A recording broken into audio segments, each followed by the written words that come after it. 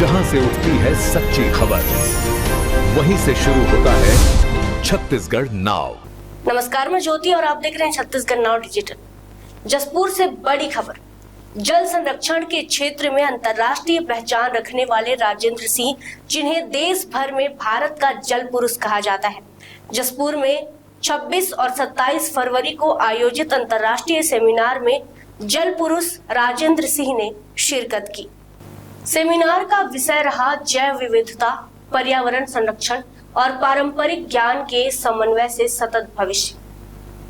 उन्होंने कहा, अगर पानी बचाना है तो परंपरागत जल संरचनाओं को अपनाना होगा, तभी आने वाली पीढ़ियों का भविष्य सुरक्षित रहेगा। राजेंद्र सिंह ने जोहर जैसी पारंपरिक तकनीकों से सूखी नदियों के पुनर्जीवन और गांवों को जल समृद्ध बनाने के अपने अनुभव साझा किए। उन्होंने कहा कि जल संरक्षण केवल सरकार नहीं, समाज की सामूहिक जिम्मेदारी है, जिससे अरवरी, सरसा, रूपारेल, जहजवाली और काली इष्ट जैसी कई सूखी नदियां पुनर्जीवित हुई। उन्होंने वाटर पीस के संदेश के साथ जल संघर्षों को संवाद और सहभागिता से सुलझाने पर जोर दिया। जल संकट के दौर में जल पुरुष का यह संदेश केवल जसपुर ही नहीं बल्कि पूरे देश के लिए प्रेरणा का स्रोत है। जसपुर से ब्यूरो चीफ संतोष चौधरी की रिपोर्ट। कन्या महाविद्यालय में हम हैं। यहाँ एक international seminar on integrated biodiversity, environment, इस सब पर हुआ। अच्छा लगा। इस इलाके के सब प्रोफेसर, शिक्षक, विद्यार्थी सब, पूरा हॉल भरा था। इसका मतलब ये है कि यहाँ रुचि है, दिलचस्पी है लोगों की। मैंने यही कहा कि जसपुर ना भगवान का लाडला बेटा है। यहाँ जंगल है, बारिश भी होती है, बादल भी आते हैं, बरसते भी हैं।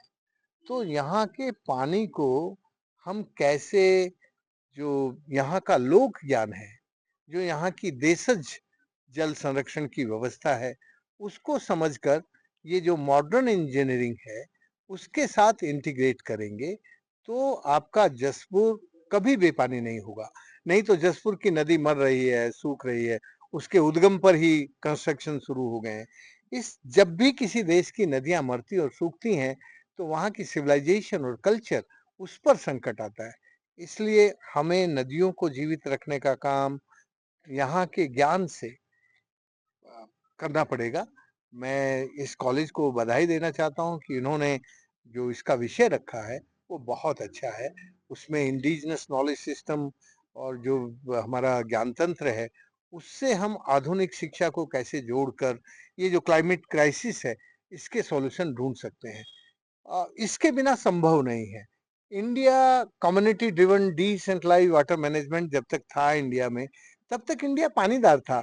तब हमारे पास शुरू के, अब से करीब 80 साल पहले तक को केवल 4% जमीन पर स्केर्सिटी थी, वो भी राजस्थान में और कर्नाटक में। अभी तो 17 राज्यों में है। तो ये जो इकोलॉजिकल चेंज आया है, इस इकोलॉजिकल चेंज को हम यदि ठीक से समझकर काम करेंगे तो आपका छत्तीसगढ़ छत्तीसगढ़ बना रहेगा। छत्तीसगढ़ तो इसलिए जाना जाता है कि छत्तीसगढ़ों का राज्य है और पानीदार राज्य है। आपके यहाँ पानी बहुत अच्छे से, पुराने जमाने में जो चारों तरफ से पानी को घेर के जो परंपरागत जल संरचना थी, जिसको हम ट्रेडिशनल वाटर मैनेजमेंट कहते हैं, उस ट्रेडिशनल वाटर मैनेजमेंट में बायोडाइवर्सिटी इंटीग्रेशन इन्वॉल्व था। बायोडाइवर्सिटी भी इन्वॉल्व थी, इकोसिस्टम भी उससे रिचार्ज होता था। लेकिन वो जो पुराना सिस्टम बदला और जो अब नए सिस्टम पे जो पानी का काम कर रहे हैं, वो सचमुच हमारे लिए अच्छा नहीं है। हम यदि अच्छा काम करना चाहते हैं तो फिर हमें भारतीय ज्ञान तंत्र और ये जो आधुनिक शिक्षा है इसका इंटीग्रेशन करने की जरूरत है। तभी आपका जसपुर भी और छत्तीसगढ़ भी पानीदार बनेगा।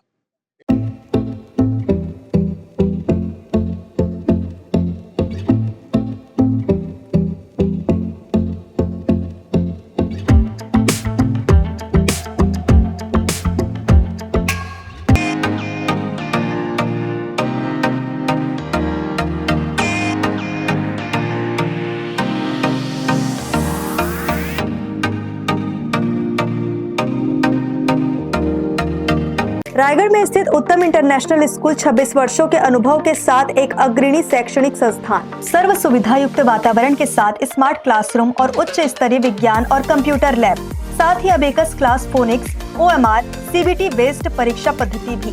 CCTV कैमरा से होती है पूरे कैंपस की निगरानी। सुरक्षित परिवहन के लिए GPS युक्त बस सुविधा उपलब्ध। अनुभवी शिक्षकों के मार्गदर्शन से उत्तम इंटरनेशनल स्कूल रायगढ़ के बच्चों के लिए रखता है उज्जवल भविष्य की सशक्त नींव। विस्तृत जानकारी एवं एडमिशन के लिए संपर्क करें उत्तम इंटरनेशनल स्कूल, कृषि उपज मंडी के बगल, पटेल पाली, रायगढ़, छत्तीसगढ़। जहां से उठती है सच्ची खबर, वहीं से शुरू होता है छत्तीसगढ़